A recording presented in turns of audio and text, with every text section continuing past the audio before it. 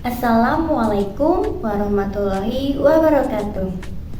Halo semuanya, bagaimana kabarnya hari ini? Wah, luar biasa. Alhamdulillah ya, kita dapat kembali berkumpul meskipun melalui video pembelajaran, tapi kita hari ini akan belajar satu topik yang sangat penting bagi kehidupan manusia. Namun sebelum itu, kita mau kenalan dulu nih. Perkenalkan, nama saya Amelia Dwi Astuti. Saya merupakan seorang mahasiswa pendidikan geografi, Fakultas Keguruan dan Ilmu Pendidikan, Universitas 11 Maret, Surakarta.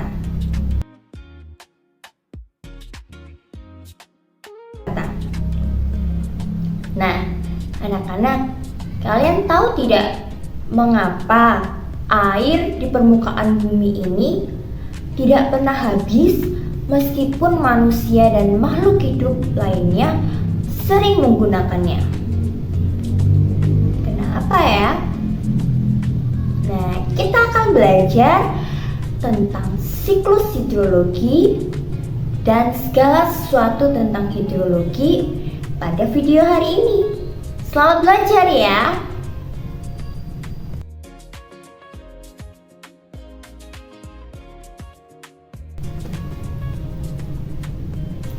Pada kesempatan kita hari ini akan belajar satu topik, yaitu tentang air. Di dalam ilmu geografi, materi tentang air ini disebut juga dengan hidrologi. Tujuan pembelajaran kita hari ini, kita akan mengenal apa itu hidrologi, siklus hidrologi, manfaat, dan juga dampak air bagi kehidupan makhluk hidup di bumi.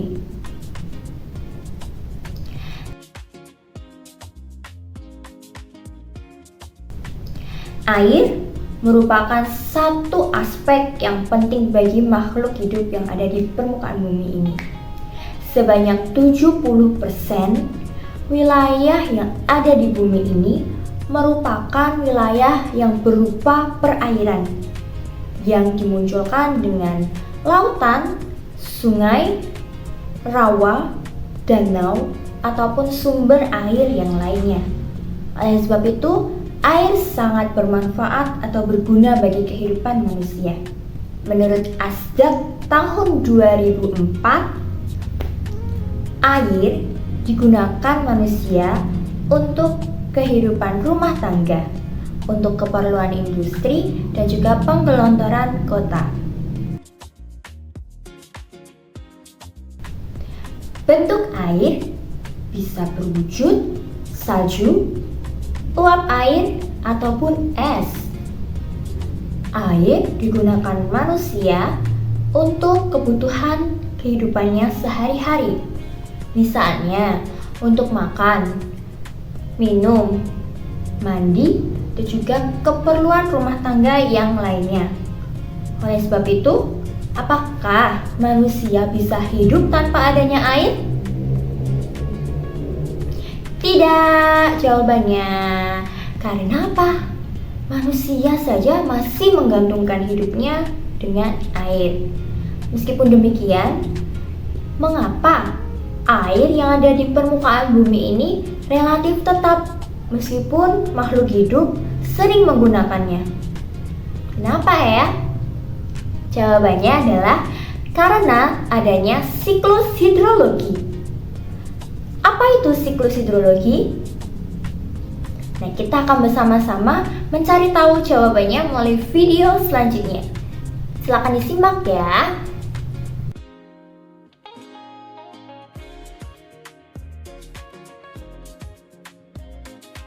Ada banyak sumber air di permukaan bumi kita. Salah satunya adalah lautan.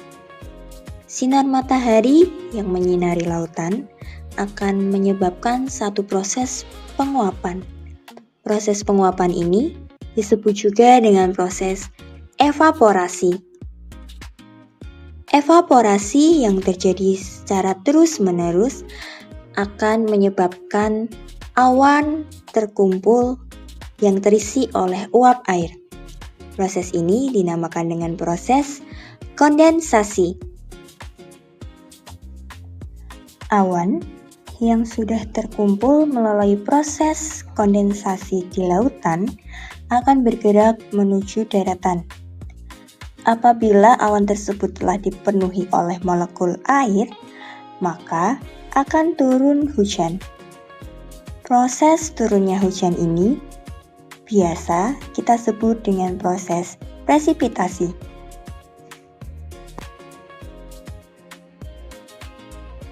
Proses dari siklus hidrologi yang selanjutnya adalah infiltrasi.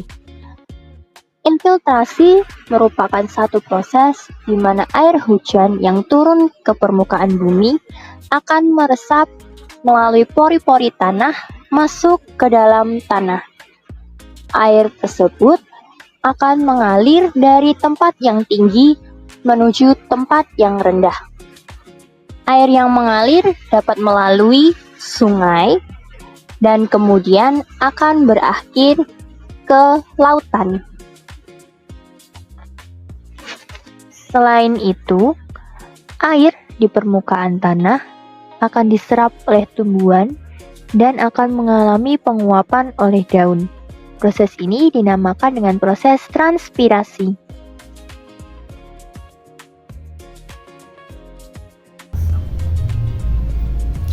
Aktivitas manusia juga dapat mengganggu atau mempengaruhi siklus air. Salah satu kegiatan manusia yang sangat mengganggu siklus air adalah penebangan pohon secara liar. Tanah yang tidak ditanami tumbuhan akan mengalami kegundulan dan juga air tidak dapat masuk atau meresap ke dalam tanah, sehingga menyebabkan tanah menjadi kering dan juga rawan longsor. Hal lain yang dapat mempengaruhi siklus air adalah lahan kosong yang dibiarkan tanpa adanya tumbuhan, kemudian air yang digunakan secara terus-menerus dan berlebihan, dan juga daerah resapan air yang digantikan menjadi bangunan-bangunan. Ketiga hal tersebut merupakan hal yang dapat mengganggu aktivitas siklus air. Sebagai manusia yang memerlukan air, kita perlu peka terhadap lingkungan sekitar kita. Dan kita juga perlu mengupayakan supaya air dapat berkelanjutan. Salah satunya adalah dengan cara menanam kembali hutan yang gundul atau membuatkan taman atau daerah resapan air di sekitar lingkungan kita. Satu hal yang kecil yang kita lakukan akan berdampak besar bagi kehidupan makhluk hidup yang akan di bumi.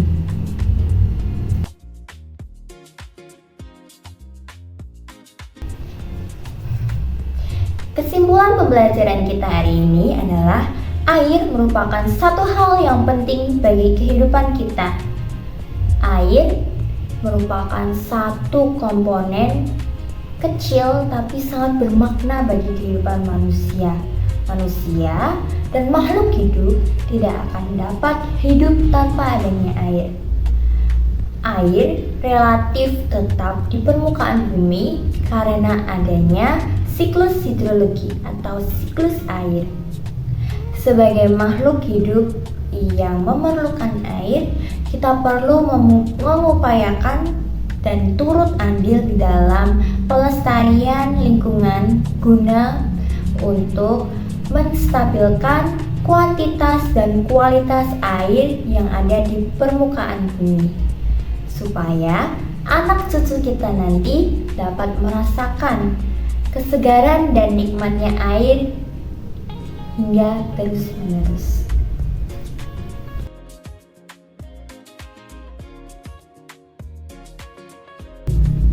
Wah, tidak terasa kita sudah selesai belajar tentang satu topik yang menarik bagi kehidupan kita. Adik-adik, perlu diingat bahwa air sangat penting di kehidupan kita. Oleh sebab itu, kita mau untuk menjaga lingkungan kita guna melestarikan dan membuat air di dalam kehidupan bumi terjaga. Oke, sekian dari saya. Mohon maaf apabila ada salah kata. Sebagai penutup, wassalamualaikum warahmatullahi wabarakatuh.